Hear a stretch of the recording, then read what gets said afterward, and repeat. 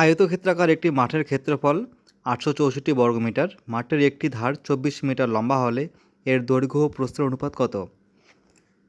বলছে ক্ষেত্রাকার মাঠটির ক্ষেত্রফল 864 বর্গমিটার এবং একটি ধার দেওয়া আছে, সেটা হচ্ছে 24 মিটার। আমরা জানি ক্ষেত্রফল কী হয়, আয়তক্ষেত্রের দৈর্ঘ্য ইন্টু প্রস্থ, মানে দুটি ধারের গুণফল। একটি যদি 24 মিটার দেওয়া থাকে, অপরটি আমাদের বের করতে হবে। আর ক্ষেত্রফল দেওয়া আছে 864 বর্গমিটার। একটি ধার দেওয়া আছে 24 মিটার আর অপর ধারটি আমরা এক্স ধরে নিলাম। এই দুটি ধারের মধ্যে একটি হবে দৈর্ঘ্য, একটি হবে প্রস্থ।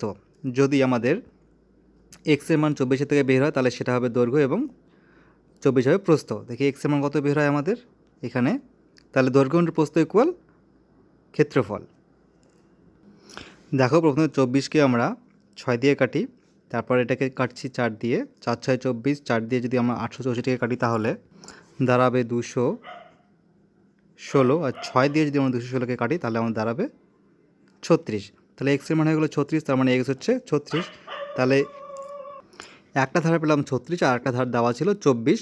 আর আমাদের যেটা বড় সেটা হবে দৈর্ঘ্য, 36-এর দৈর্ঘ্য, 24 হচ্ছে প্রস্থ। এবার এই দুটোর আমাদের অনুপাত কত হচ্ছে?